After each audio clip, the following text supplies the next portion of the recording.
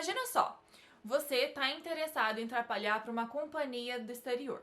E aí você consegue uma entrevista de emprego, que já é muito difícil, mas a entrevista de emprego é em inglês. E aí? Nesse vídeo de hoje, eu vou te mostrar alguns vocabulários de uma entrevista de emprego, tá? Vocabulário que você precisa saber antes de ir para essa entrevista de emprego. Gostou? Então, continua assistindo. Para você que não me conhece, meu nome é Adriele, eu moro aqui nos Estados Unidos e eu compartilho a minha vida aqui e também ensino inglês. Eu também estou lá no Instagram, que é o @o-segredo da fluência _ inglês. E se você gostou do meu conteúdo, não se esqueça de curtir esse vídeo e se inscrever nesse canal para receber notificações e mais vídeos sobre conteúdos muito interessantes, se você, claro, quer ficar fluente em inglês. Então, vamos começar o nosso vídeo de hoje. A primeira palavra que eu quero falar é sobre o small talk. Small talk são aquelas conversas curtas e pequenas que a gente tem antes de começar alguma coisa mais séria ou de entrar no assunto que a gente tem que resolver e falar. Então, esses small talk são perguntas muito simples da sua vida, do seu dia a dia. Geralmente, quando você entra, na porta para ser entrevistado, a pessoa pergunta: "Hey, how are you?" Então, como que você está? Como vai você? How are you? E aí, uma outra coisa que ele pode falar é: "Did you find the building without any problems?" Did you find the building easily? Ou alguma pergunta envolvendo esse sentido, esse contexto. O que quer dizer? Você encontrou o prédio de forma fácil, sem problemas? Foi fácil de nos encontrar? The instructions that came with the email were very simple to follow. Então, as instruções que vieram com o e-mail foram muito simples de seguir. Então, é um small talk. E aí ele fala: "Please sit", Então, por favor, se sente. Please sit. Aí você tem que ser super educado. "Oh, thank you", obrigada. E aí pode ser, que antes dessa entrevista comece, ele possa te oferecer alguma coisa. "Do you want something to drink?" Você quer algo para beber? "Perhaps a coffee or water." Então, talvez água ou café. Lembre-se que nessa entrevista de emprego você tem que ser um pouco mais formal. Então, again, de novo, o inglês, ele é bem informal quando nós estamos falando de spoken English. Quando você está conversando com um amigo, com uma pessoa nova que você acabou de conhecer, na rua, na padaria, no mercado. Então, esse inglês, ele é mais informal. Agora, no business setting, então um ambiente mais profissional, o seu inglês tem que ser um pouco mais formal. Então, alguns vocabulários você não pode utilizar naquela situação. Por isso que eu usei o perhaps, porque ele é bem formal e pode ser maybe a coffee. O maybe não é tão informal, mas o perhaps, ele é muito mais formal. Então, também o cara não vai chegar a falar pra você: "Hey, what's up?", Tipo, como que você tá? Porque o what's up é uma forma muito mais informal de perguntar como vai você. Instead, ao invés disso, ele vai falar: "Hey, how are you? How are you doing today?" Como que você está? Como que você está hoje? "Oh, I'm fine, thank you." "Oh, eu estou bem, obrigada." E sempre, sempre, sempre utilizar as palavras thank you, please, you're welcome. Usar os modal verbs, que é o should, can, para indicar formalidade e também para indicar educação, para mostrar formalidade e também educação, sabe? Por exemplo, "May I have a cup of water?" Então, por favor, eu posso ter um copo de água? Eu posso ter. Muito mais formal, e é isso que a gente precisa buscar num job interview, tá? Então, esse é o small talk. E aí ele pode utilizar interjeções como so, but, and. Então, after, depois desse small talk, ele pode falar assim: "So, let's get started." Vamos começar. E aí é onde a entrevista começa. Porém, volta aí. Antes de tudo, nós temos que se preocupar com algumas coisas. Por exemplo, a nossa forma de vestir. Sim, você não pode chegar numa entrevista de trabalho de qualquer jeito. E aí tem o dress code. Dress code é a forma que você deve se vestir. E aí tem o dress code que é casual, casual. Pode ser um dress code que é smart and casual. E pode ser um dress code formal, business casual, tá? Então, negócios, administração é business, essa palavra, business. E quando você fala business dress code, é uma coisa muito mais formal. Geralmente envolve um terninho, um sapato fechado, uma saia longa, né? Aquelas saias, eu não sei como que descreve, gente, porque eu só uso leggings. Mas é um dress code mais formal. As roupas, o jeito de se vestir também pode ser direcionado ou falado como attire. Attire, que é o jeito que você veste, né? As peças de roupas que você vai procurar se vestir. Então, esse é um pouquinho de vocabulário de roupa. Attire, dress code, formal, casual, business formal, business casual. E aí você também tem que se preocupar com o seu cabelo, com as suas unhas, mesmo que você seja homem, porque você não vai chegar lá na entrevista todo barbudo e com o cabelo sem fazer. Então, as meninas têm que se preocupar com as unhas, né? Elas têm que estar bem feitas. Não quer dizer que você precisa de uma unha postiça, né? Uma fake nail, mas as suas unhas têm que estar bonitinhas. Então, em inglês, your nails need to be done. Então, as suas unhas têm que estar feitas. Your hair should be on place. O seu cabelo deve estar no lugar. A sua maquiagem, your makeup, não carrega muito. Your makeup shouldn't be heavy.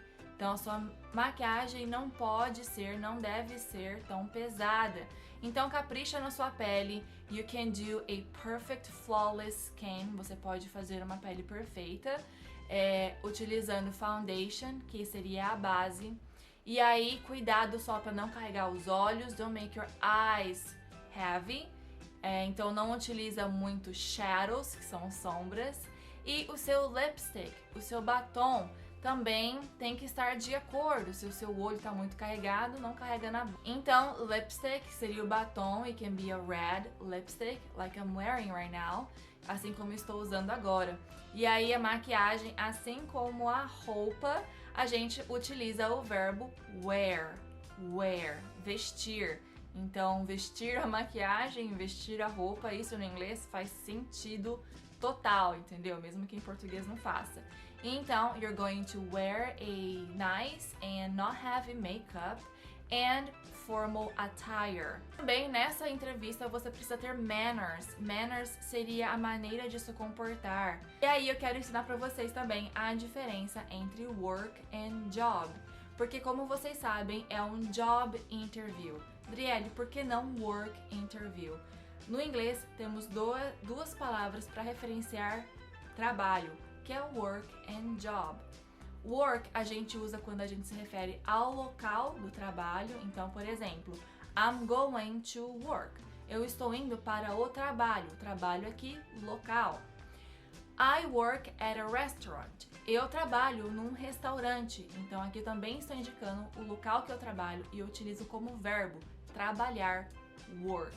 Work, ele é uma palavra não contável, então eu não posso falar two works or three works, ele é não contável e dá uma ideia muito mais generalizada. Por exemplo, I work as a teacher. Eu trabalho como uma professora. Eu trabalho em casa, I work at home. Então você utiliza work nesses contextos. Porém, o job, ele é muito mais específico. Tanto que é um job interview. Você está aplicando para uma certa posição. Então, um job muito mais específico. Por exemplo, nursing jobs, management jobs ou marketing jobs. Então, o job, ele é contável. Posso falar que eu tenho one job or two jobs. E você pode falar, in my current job, I teach English. E aí, quando você fala, my job is to teach English. Então, o meu trabalho, né, a minha posição é ensinar inglês. Então, I work as a teacher, my job is to teach English. Então, aqui eu sou uma professora. Professora do quê? Não sei, matemática, português, inglês. Sou uma professora, geral. But my job, o meu trabalho, My job is to teach. Meu trabalho é ensinar. E aqui, essa piscina cheia de opções fica um pouco menor, sabe? Então já não tenho mais tantas opções com o job, porque ele é muito mais específico. Então, job interview. E ali você também pode ouvir a palavra full-time or part-time job. Então, full-time job é um trabalho período integral, das 9 às 6 da tarde ou às 8 às 5 da tarde. É esse mais ou menos os horários de trabalho aqui dos Estados Unidos, tá? Part-time é um trabalho meio período. E aí você pode trabalhar apenas o período da manhã ou período da tarde. Então, full-time or part-time job. E aí, para você aplicar para esse trabalho, você viu lá o job listing. Então, job posting, job listing, que é quando eles quando eles postam sobre o trabalho, sobre aquele emprego. Então, job listing, tá? Então, I saw this job on LinkedIn. Então, eu vi essa posição, né, lá no LinkedIn, que é uma ótima maneira de se encontrar trabalho, né? É utilizando o LinkedIn. E aí, você vai se encontrar com a pessoa que quer te contratar. Então, employer. Employer é a pessoa que contrata, é a pessoa que é a companhia que está te contratando, é o contratante. Já o employee é a pessoa contratada, tá? Então, employee e employer. Na entrevista, eles vão perguntar para você do seu background. Background são experiências passadas, por exemplo, uma faculdade, um curso que você fez, uma experiência marcante na sua área de trabalho, na sua carreira. Então, background. Here I can see in your background that you worked in a call center. Então, eu vi aqui no seu passado, né, no seu histórico, então background pode ser um histórico, que você trabalhou num call center. E isso é verdade, eu trabalhei no call center lá no Brasil. Benefits. Benefits são os benefícios que a empresa pode te dar, pode te proporcionar. Então, benefits, the company's benefits. Então, os benefícios da empresa, da companhia, tá? Então, benefits, por exemplo, como seguro de saúde, health insurance, que seria o seguro de saúde. E aí também nós temos o career, né, que é a carreira, career. Então, I want to pursue my career in your company. Então, eu quero seguir, né, eu quero construir a minha carreira na sua companhia.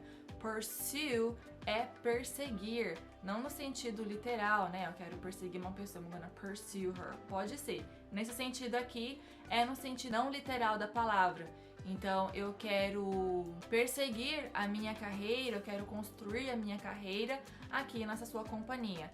Lembre-se que você tem que estar super interessado em ficar para sempre nessa companhia que você está aplicando para esse trabalho. E nos Estados Unidos, certificações funcionam de um jeito diferente.